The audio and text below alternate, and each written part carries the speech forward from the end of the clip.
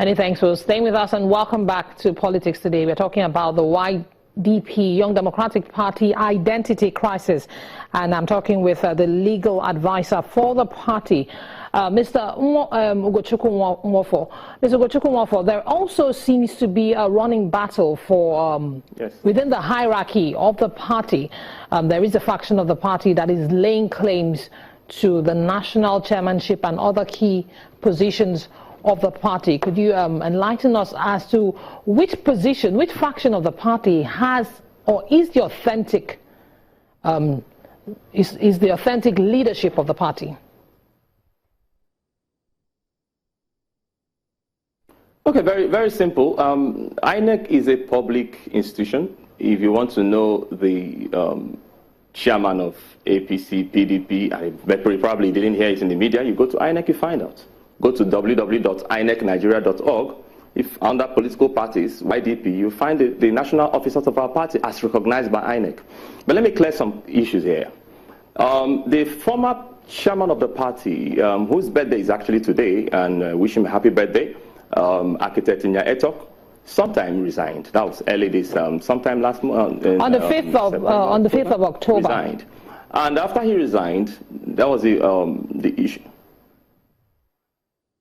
Yes, after he resigned, we now had the issue about the next chairman. But he handed over to the deputy chairman, Yerima Shetima. And I was the one that conducted the election. Two people indicated interest. One was Comrade Bishop Amakere, who eventually won, and the other one was Raphael Hosford. Then the NEC decided, because they know Bishop has been in the party, he's one of the founding fathers of the party, said he has sacrificed a lot for the party. In fact, he was the one that paid for the first rent of the party, so he decided, the NEC decided to vote for Bishop Amakere, Emmanuel, and he won. Now, the other side, the one that lost, now decided to factionalize the party. Now, they factionalized the party on baseless findings. Let me say why it is baseless. They are claiming that they have sacked the national executive of the party based on a council that we are proposing to test run, which is called FMC. Founding Members Council, we found out was an error. And we're sorry about it, it's an error, because the article on the proposed constitution, we have a constitution that we are proposing the INEC will accept. We proposed constitution of that INEC, we submitted to INEC. In Article 29 that created the FMC, puts it there that the tenure is 25 years, 25.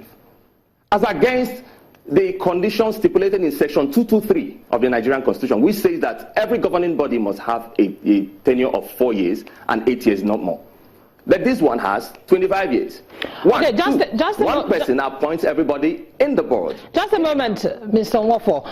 The Raphael Hosford faction claims that Bishop Amakere did not emerge national chairman through due process. Shouldn't a national convention have been converged before that election, which saw Amakere emerge as national chairman, been conducted? Okay, based on our constitution, the one that we registered with INEC, which has not been amended, the first registration, remember, we just got registered by INEC in January this year, so we have not done a convention to amend any other constitution. So we have to go to the constitution that got us registered. That particular constitution has a place, one of the articles stipulates that when someone resigns, maybe chairman, then somebody from the same zone or area should replace the person pending when there's an election. So in line with the party constitution, we had to put someone from the same zone so that it will not be a deficit for that zone, because it's from the South-South, the former chairman from the South-South. So the NEC had to conduct an election, and Amakere emerged the winner. If they are claiming that he didn't emerge from the under due process, then under which process did he emerge, him that is claiming that? So Amakere emerged as the chairman of the party. If you conduct the same election tomorrow, the same NEC people will vote for him, because they are still living, they are not dead. They are not fictitious names. They are claiming that a fictitious BOT, that we have not even put up a BOT, sacked a whole NEC. An FMC that does not exist, that exists in the minds of some people, sacked a whole NEC. When Section 85 of the Electoral Act stipulates, if you want to put people or you want to elect people into a governing body, INEC must be given 21 days notice. We We never did that. We have not done any BOT. We don't have any FMC. It has not been constituted. In fact, Section 1 of Nigerian Constitution says that any law that is inconsistent with the Nigerian Constitution is void. Okay. So, and we put tenure of 25 years as against 4 years. It is void already. INEC will not even accept that. So what are they saying? What is somebody saying about FMC that is based on a void enactment, void and mistaken and erroneous law? It's laughable. So when we saw hold on a moment, Mr. Nwafo, just a moment, Nwafo. Joining us now on the program is the Director Voter Education of INEC, Osazi-Uzzi, Oluwole Osazi-Uzzi. Many thanks for joining us on the program. Thank you. Mr. Uzzi, there seems to be a running battle with the between INEC and the Young Democratic Party from registration and now the identity, the logo identification matter. Is there any criteria that the party has not met causing all of this? Yes, absolutely.